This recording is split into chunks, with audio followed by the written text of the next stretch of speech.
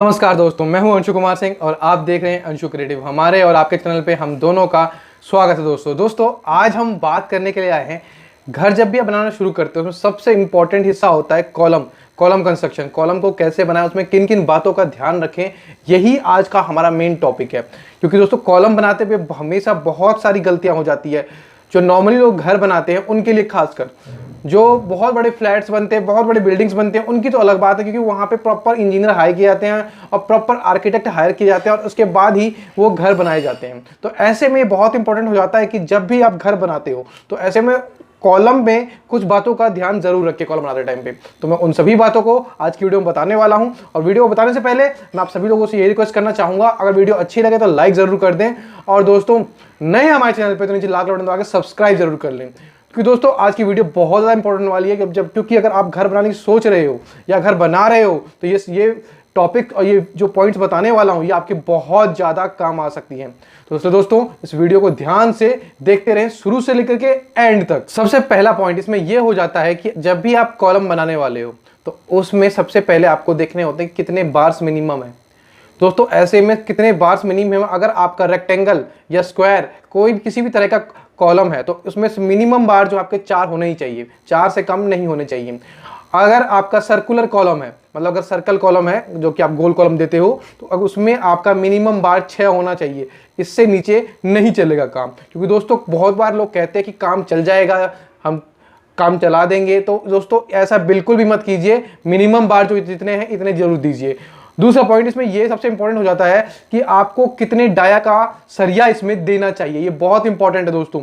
बहुत बार लोग 8 का डाया का सरिया दे देते हैं, बहुत बार लोग 10 का डाया का सरिया दे देते हैं। ऐसा बिल्कुल भी ना करें। मिनिमम जो है आप 12 के डाया का सरिया जरूर दें जो भी आप घर बना रहे हो। इसमें आपके घर का कॉलम का स्ट्रेंथ बहुत अच्छा आएगा और घर आपका बहुत अच्छा बनेगा। ये नॉर्मल घर के लिए है।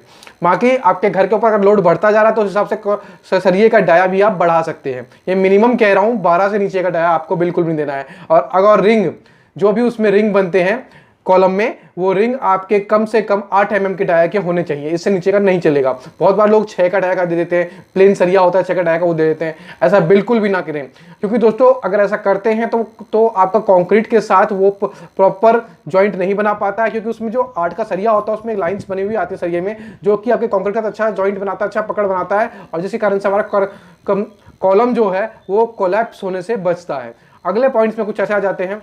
जब भी आप कॉलम कास्ट करवाने वाले हो तो ऐसे में आप उसका प्रॉपर से साहुल चेक करें, मतलब कि वर्टिकलिटी चेक करें, सीधा कॉलम आपका खड़ा है कि नहीं खड़ा है। और इसको चेक आप साहुल से सूता से बहुत आराम से कर सकते हैं।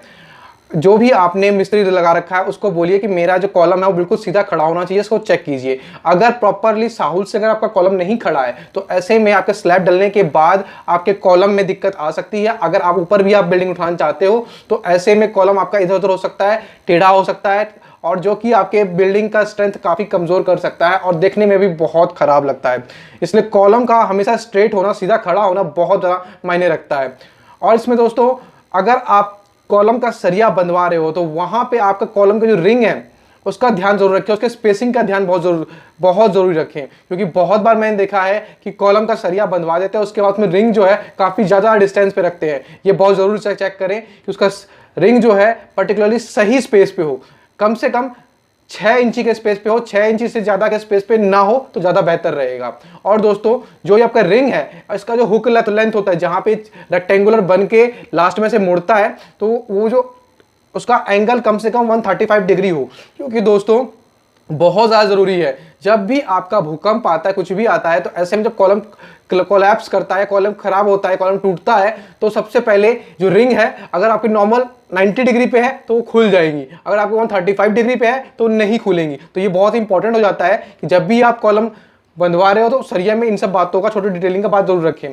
अब दोस्तों बात कर लेते हैं क्लियर कवर की। ये बहुत इंपॉर्टेंट पॉइंट है, लोगों को नहीं पता होता है। जैसे सरिया बंधवाया, सेटिंग लगाया जैसे तैसे, उसके बाद उसको डाल दिया।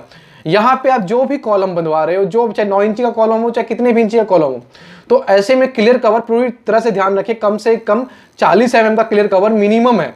ये मिनिमम 40 mm का क्लियर कवर है। बाकी आप अगर बड़ा स्ट्रक्चर बनवा रहे हो तो वहां पे अकॉर्डिंग टू स्ट्रक्चर आपको बताया जाएगा, किसी इंजीनियर से या फिर किसी आर्किटेक्ट से सजेशन जरूर ले ऐसे में कि आपका क्लियर कवर क्या होना चाहिए। और क्लियर कवर क्या होता है, जो भी आपका कॉलम बंधा है, मान लीजिए एक कॉलम है और कॉलम में आपको कंक्रीट डालना है। ये कॉलम का सरिया बना हुआ है, अब इसमें आपको कंक्रीट डालना है। तो कंक्रीट में आपका जो कंक्रीट जो होना चाहिए सरिया के बाद आपका 40 mm का इसमें डिस्टेंस होना चाहिए, मतलब 40 mm तक और मोटा उसमें सरिया के अलावा वहां पे कंक्रीट होना चाहिए। बहुत इंपॉर्टेंट है दोस्तों।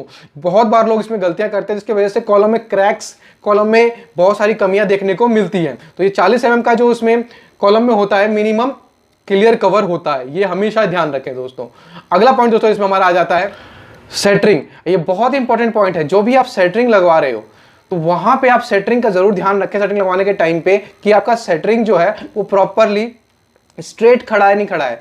और दोस्तों अगर स्ट्रेट नहीं खड़ा है तो उसमें ढंग से सपोर्ट लगा करके, जो भी होता है आपके जैक का जो जिस चीज का भी सपोर्ट हो उसको ढंग से सपोर्ट लगा करके उसको स्ट्रेट खड़ा किया जाए। और उसको डालने से पहले, कॉलम को कास्ट करने से पहले आप जरूर चेक करें, और कॉलम को कास्ट होने के बाद भी जरूर चेक करें कि वो आपका कॉलम जो है वो बिल्कुल स्ट्रेट खड़ा हो। और जो भी सेटरिंग है आपको उसमें कोई छेद या कुछ ऐसा नहीं होना चाहिए जिसके कारण से जब भी आप कॉलम कास्ट करते हो ऐसे में आपके जो कॉलम की स्लेरी है, जो कंक्रीट की स्लेरी है, वो स्लेरी का मतलब है जो भी सीमेंट है वो बाहर ना बह जाए।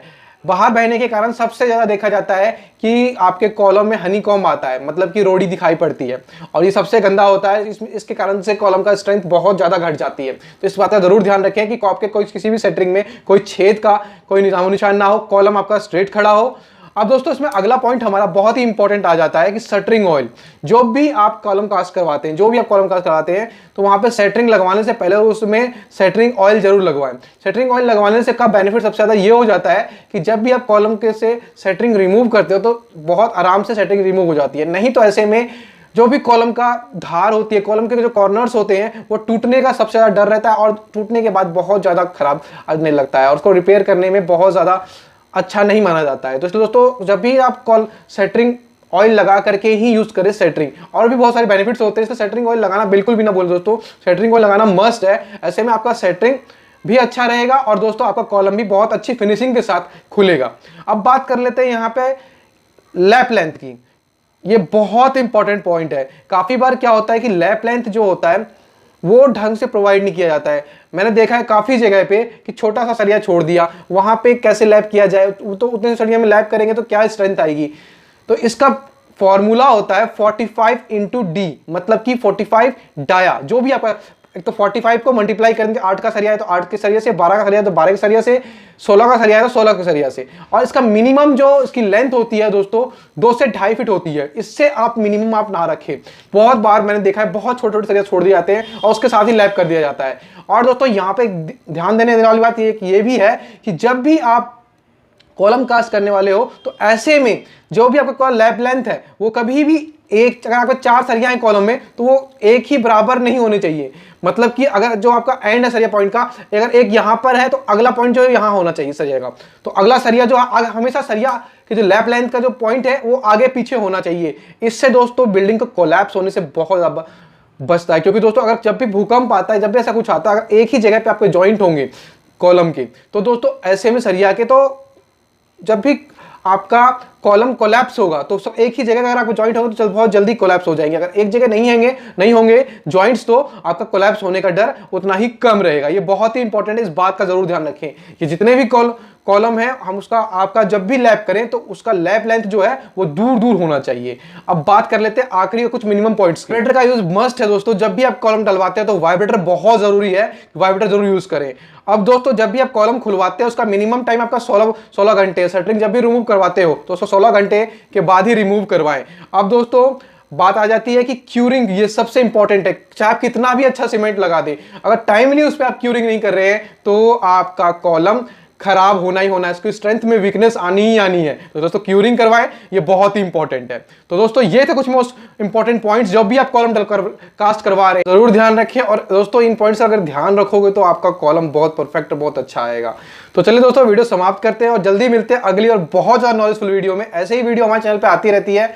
अगर नए हैं हमारे चैनल में तो फटाफट से नीचे लाल बटन सब्सक्राइब कर लो। सब्सक्राइब करने के बाद नोटिफिकेशन बेल बजाना बिल्कुल भी ना भूलो दोस्तों, ये बहुत इंपॉर्टेंट है। सब्सक्राइब जरूर कर दे दोस्तों। सब्सक्राइब करने में आपका क्या जाता है, आपका 1 रुपया भी कोई कॉस्ट नहीं लगता है। तो फटाफट जाके सब्सक्राइब करते रहिए। तो बहुत सारे सब्सक्रिप्शन की जरूरत है हमें दोस्तों, आपके सपोर्ट की बहुत ज्यादा जरूरत है। तो दोस्तों प्लीज सपोर्ट कीजिए, नीचे लाल बटन सब्सक्राइब कीजिए। सब्सक्राइब करने के बाद नोटिफिकेशन बेल बजाना बिल्कुल भी ना भूलें दोस्तों। वीडियो अच्छी लगी हो तो लाइक करके जरूर जाएं। जय हिंद, जय भारत। जल्दी मिलते हैं अगली और नॉलेजफुल वीडियो में।